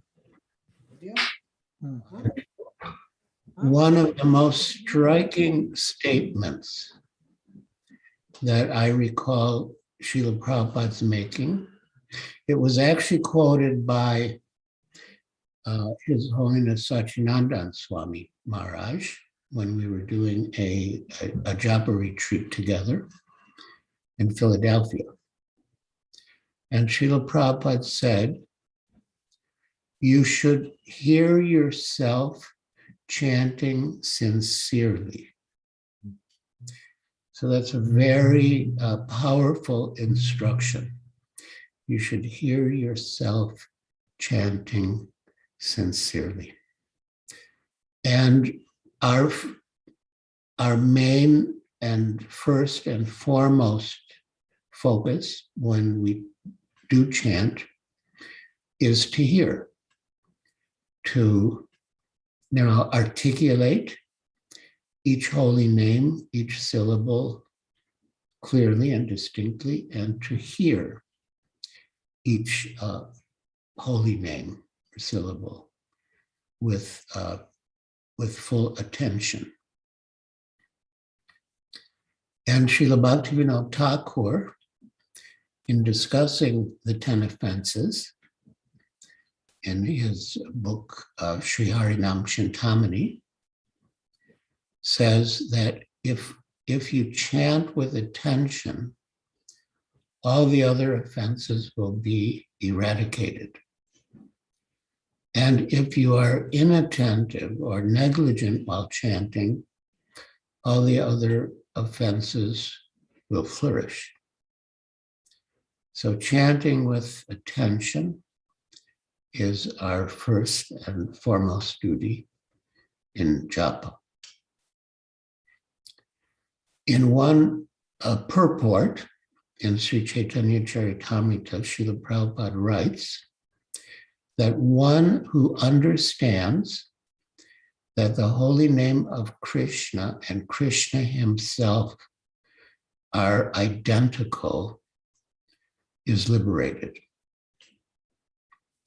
So I thought I would spend some time discussing this important fact that the holy name of Krishna and Krishna himself are the same. Srila Prabhupada has explained that in the material world or the relative world, the name of a thing and the thing are different. For example, if I'm thirsty and I chant water, water, water, water, just chanting water, water won't quench my thirst because the word water and the substance water are different. But when we chant Krishna, Krishna, Hare Krishna, Krishna is personally present, dancing on our tongues, as Srila Prabhupada would say. And Srila Rupa Goswami has composed a beautiful book, a beautiful verse actually, in which he says something very similar. And this verse was very much appreciated by Sri Chaitanya Mahaprabhu and his associates as a glorification of the holy name. The Sanskrit is beautiful, but I'll just read the translation.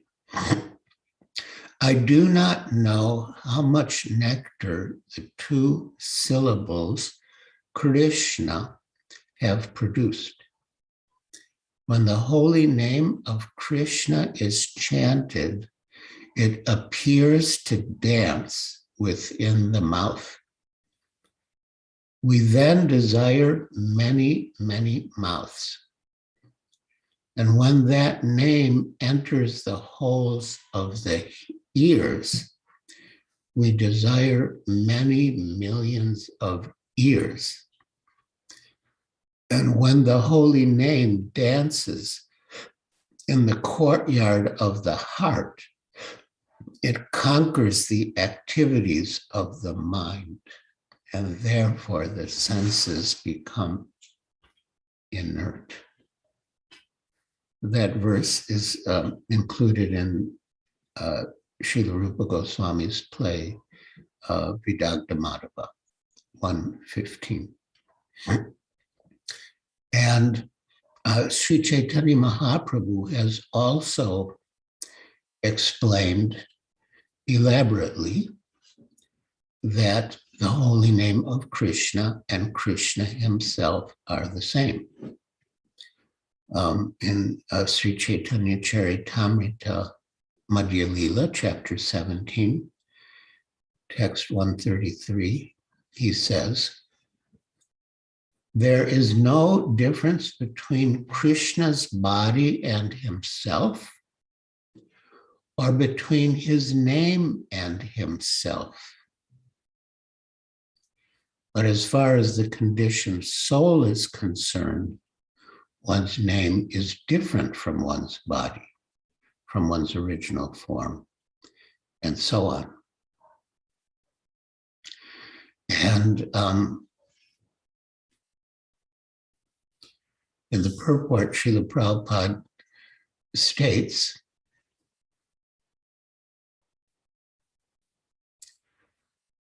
the name of Krishna and Krishna the person are both spiritual. Everything about Krishna is transcendental, blissful, and objective.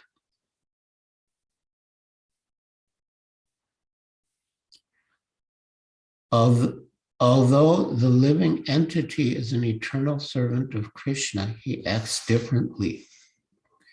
The Swarup, or actual identification of the living entity, is described by Sri Chaitanya Mahaprabhu as Jiver Swarvapai Krishna Nityadas.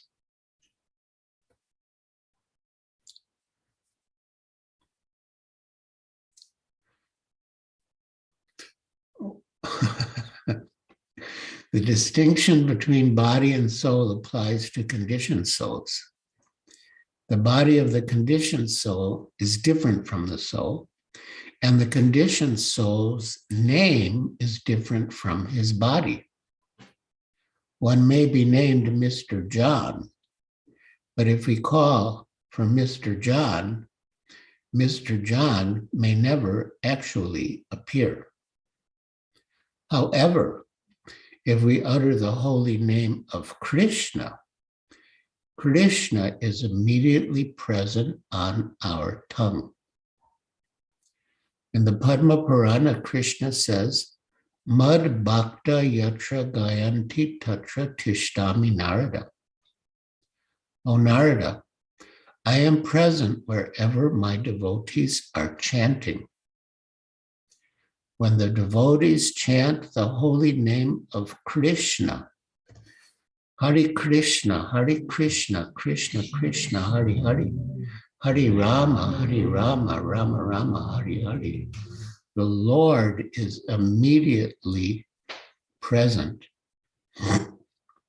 And then Sri Chaitanya Mahaprabhu quoted a most important verse from the Padma Purana, which explains clearly not only that the holy name of Krishna is Krishna himself, but how it is Krishna himself. The verse is, Nama Chintamani Krishnas Chaitanya Rasa Vigraha Purna Shuddho Nitya Mukto Binatvam Nama Namine. And I'll read the meaning of each word because each word is so important. Nama, the holy name. Chintamani, the transcendentally blissful giver of all spiritual benedictions. We've heard about the Chintamani gems in the spiritual world, which fulfill all desires. So here the holy name is described as Chintamani, transcendentally blissful giver of all spiritual benedictions. Krishna, the holy name is Krishna, not different from Krishna.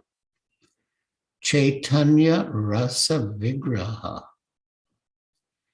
the form of all transcendental mellows. We all want some rasa. Well, in a general sense, rasa means taste. And as Srila Prabhupada explains, without rasa or taste, no one would be impelled to engage in any activity. There must be some rasa or taste. And in a more specific meaning, rasa means a transcendental mellow.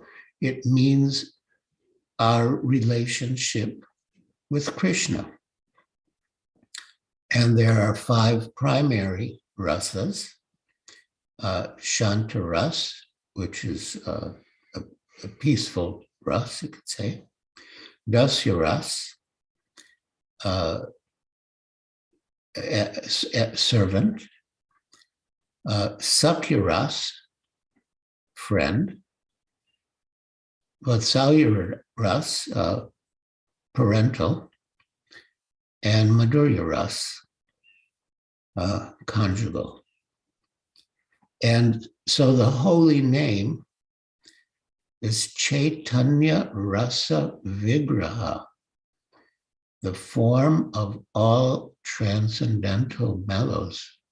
I mean, isn't that wonderful? Isn't that amazing? Then Purna, complete. Shuddha, pure, without material contamination. Nitya, eternal. Mukta, liberated. Abhinatvat, due to not being different. Nama, the holy name. Namino, of the person who has the name. So now the translation. The holy name of Krishna is transcendentally blissful. It bestows all spiritual benedictions, for it is Krishna himself, the reservoir of all pleasure. So we all want pleasure. Each and every one of us want pleasure, and Krishna is the reservoir of pleasure. So by associating with Krishna, we experience pleasure. And we can associate with Krishna by chanting his holy names. The holy name of Krishna is transcendentally blissful. It bestows all spiritual benedictions, for it is Krishna himself, the reservoir of all pleasure. Krishna's name is complete, Purna, and it is the form of all transcendental mellows, Chaitanya Rasa Vigraha. It is not a material name under any condition, and it is no less powerful than Krishna himself. Since Krishna's name is not contaminated by the material qualities, there is no question of its being involved with Maya. Krishna's name is always liberated and spiritual. It is never conditioned by the laws of material nature. This is because the name of Krishna and Krishna himself are identical. And just one other quotation. This is Chaitanya Charitamrita Madhya Lila, chapter 15, text 108. When one is situated on the absolute platform, one can understand that the holy name of the Lord and the Lord himself are identical. At that stage of realization, the holy name of the Lord, the Hare Krishna mantra, cannot be identified with any material sound. If one accepts the Hare Krishna Maha Mantra as a material vibration, he falls down. One should worship and chant the holy name of the Lord by accepting it as the Lord himself. Although chanting the holy name is good for both the conditioned and liberated soul, it is especially beneficial to the conditioned soul, because by chanting it, one becomes liberated. When a person who chants the holy name is liberated, he attains the ultimate perfection of returning home back to Godhead.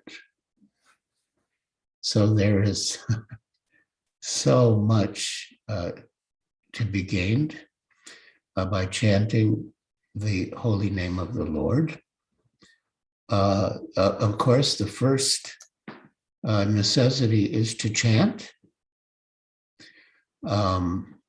in one purport.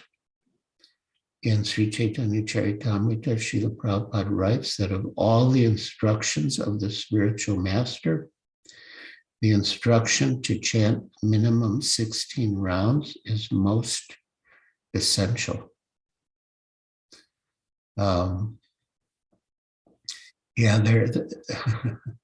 There's so many incidents in which Srila Prabhupada emphasized the chanting.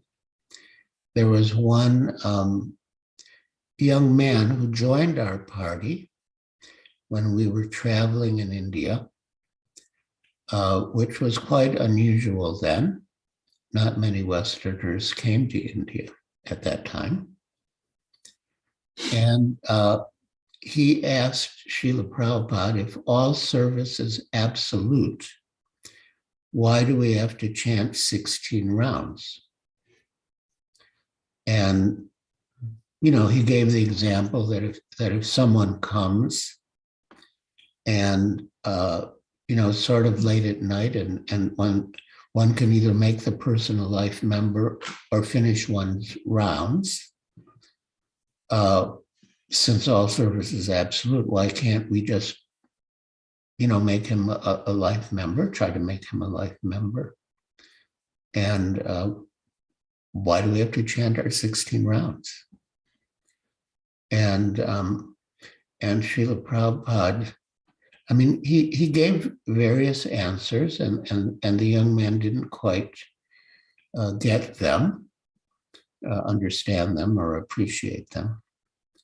And then Srila Prabhupada sat up very erect and sternly and said, why do you have to chant 16 rounds? Because the Supreme Personality of Godhead wants you to chant 16 rounds. You can eat and sleep all day long, but you must chant 16 rounds. And then Srila Prabhupada said to the other devotees, this is a special prerogative for him. That is not for all of you. So that is how important Srila Prabhupada considered our 16 rounds, and it you know, it supports what he wrote in that purport of all of the instructions of the spiritual master. The instruction to chant 16 rounds is most essential. So we have a few minutes left. Of course, one could go on speaking about the glories of the holy name eternally. Yeah, and there's another nice statement by Srila Prabhupada. One should serve the holy name and serve the servants of the holy name. But in the few minutes we have left, if any of you have any questions or reflections that you would like to share, you can raise your hand, your physical hand or your virtual hand.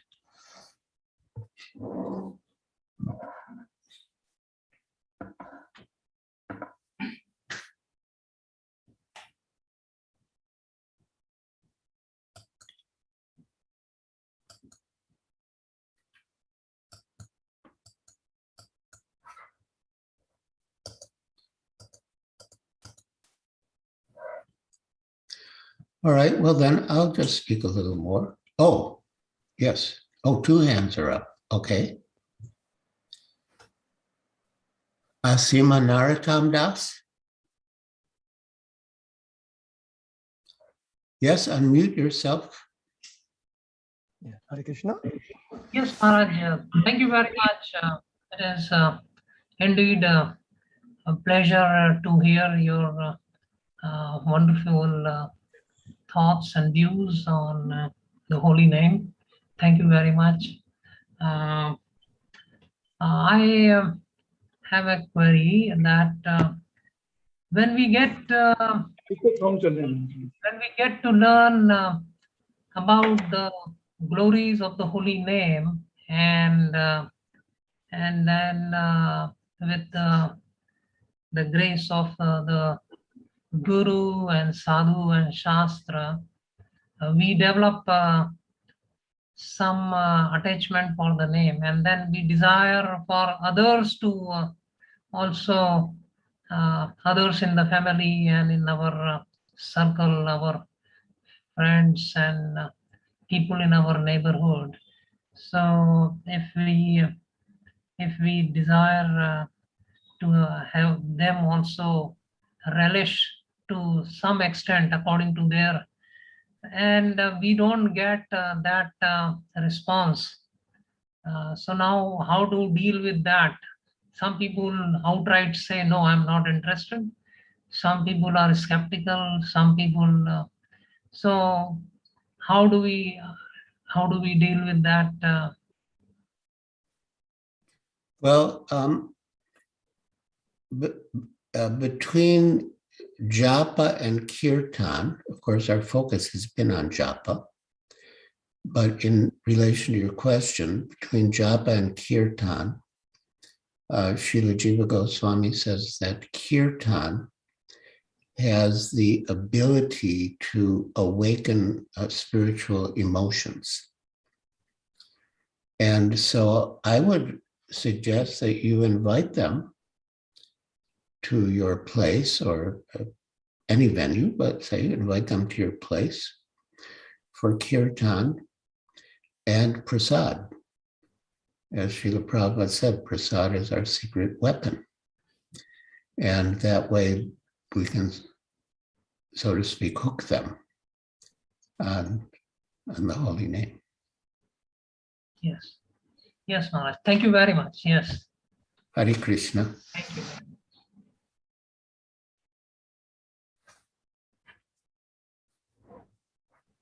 Hare Krishna Maharaj. Hare Am I Krishna. audible? You are indeed. Please accept my humble obeisance, Maharaj. I'm so grateful to you for this occasion. Just the question is how to break the monotonous chanting. Well, as we mentioned, the first necessity is to hear and to help the mind focus on the holy name. There are different aids.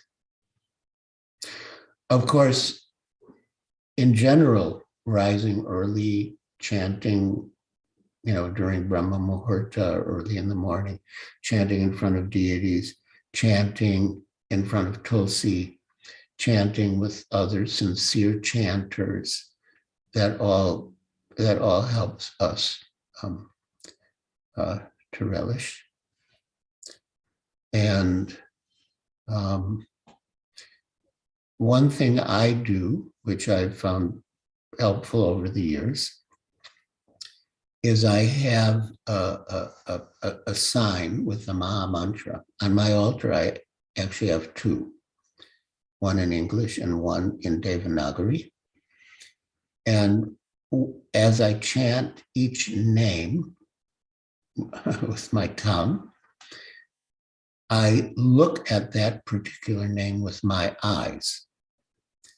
And it does help to focus the mind. And then when the mind is focused, it's not monotonous, the chanting, but it's relishable. So, yeah, over the years, I found that very helpful. And the real thing is to hear. Our dear Godbrother Burijan Prabhu says that he remembers the first time he heard the holy name. And he had been chanting 16 rounds for 2 years. And he remembers the exact time he actually heard the holy name. And then he realized, oh, that's why they say you have to hear, because it's a completely different experience.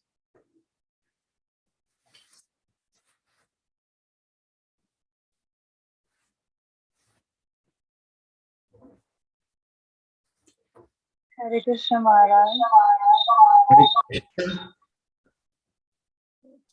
Please accept my humble obeisances, Maharaj. My I think you have two devices close to you. You have to fix it up.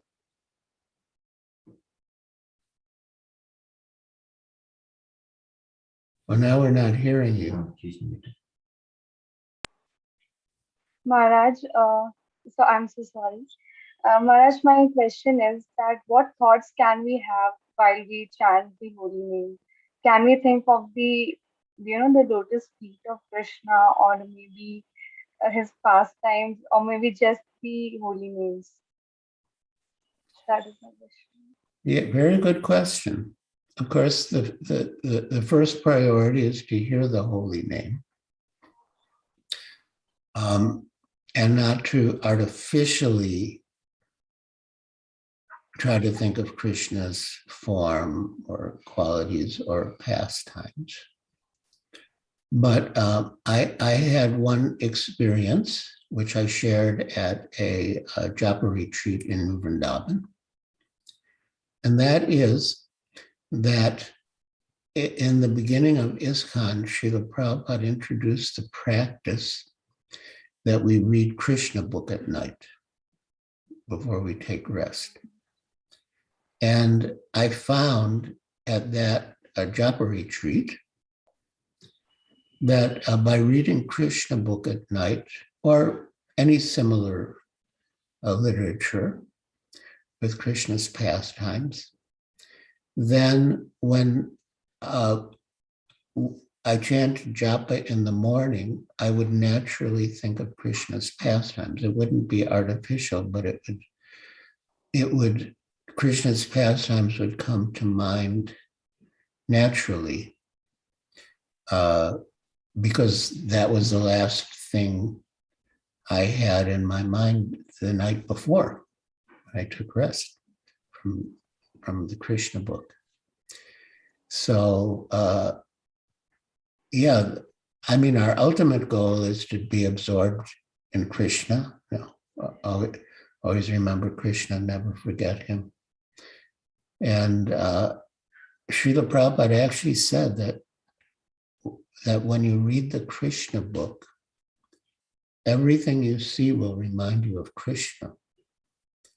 So that's a very powerful practice.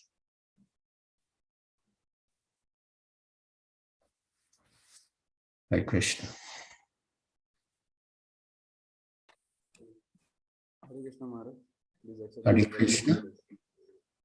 My name is Yashomati.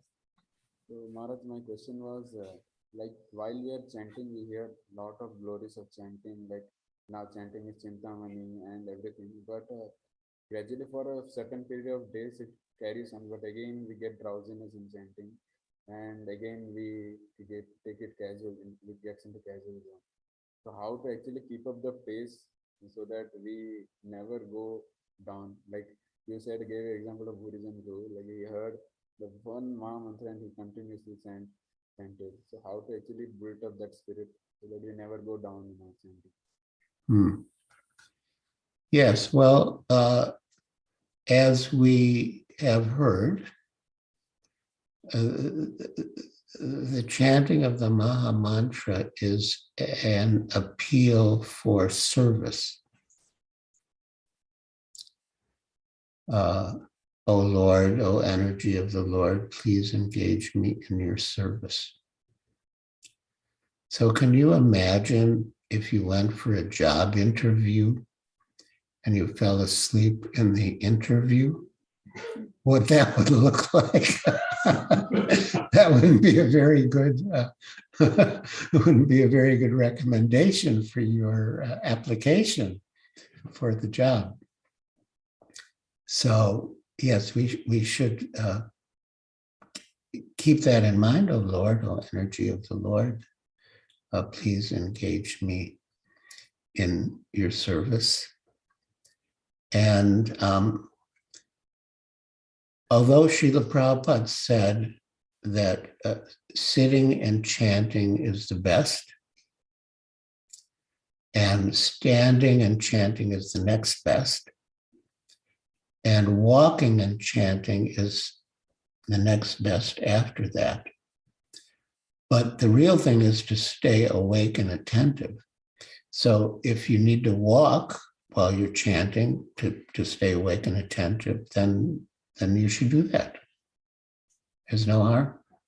There's some nice videos of Srila Prabhupada chanting japa and walking in his quarters in Los Angeles. So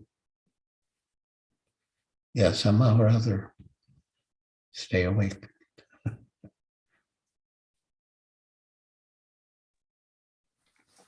Hare Krishna, Pranam Maharaj. I'm Madhavi Gopidasi from Mumbai. Maharaj, as you mentioned that holy name is non-different from Krishna himself, and always we hear that, and theoretically we understand that. But I always feel this question in the mind that when we chant, then actually we are in front of Krishna in his Dvani form, like. But still, why don't we experience that ecstasy of being in front of Krishna? If Krishna was in front of us anytime, that will not happen very soon, I know. But what kind of a ecstasy a jiva will experience? But we don't reach anywhere near to that when we chant. So why that gap remains, even if the name is non-different than Krishna? Or how to bridge that gap?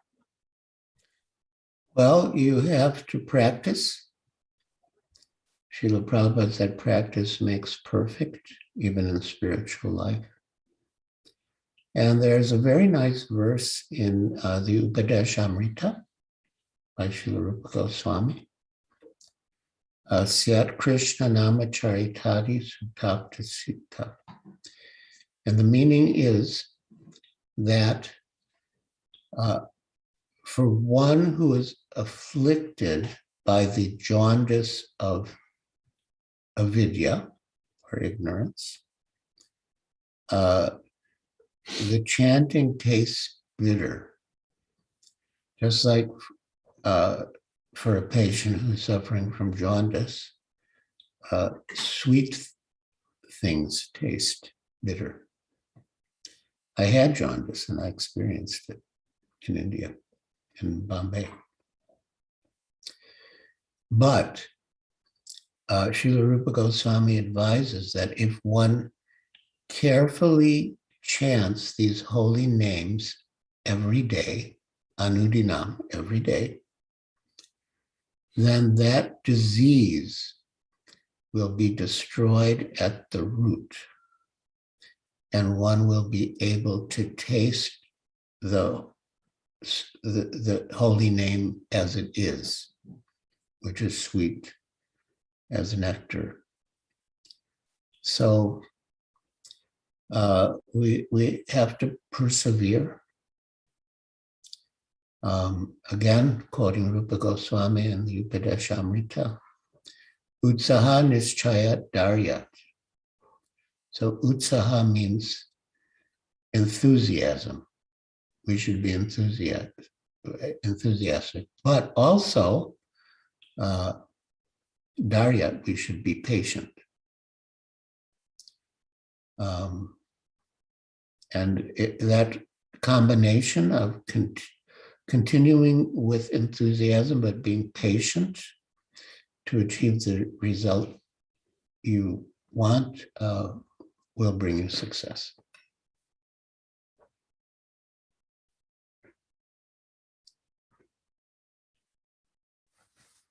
Yeah. And again, chant with good chanters, with sincere chanters. The association helps. Bhaktivinoda Thakur recommends it, and we also experience it. On occasion, I've had, sannyasi godbrothers stay with me at my ashram here in California, and we experienced it. And I checked with the other godbrothers, they also experienced it. So I'd be chanting, and then His Holiness Ritatvija Swami came in the room to chant with me. So my chanting went up. And then my godbrother Giriraj Swami came in to chant with us, and it went up more. And then my godbrother ACBSP Swami came in, and it went up even more. So our chanting, our consciousness in general, and in particular our chanting, can go up by good association, chanting in good association.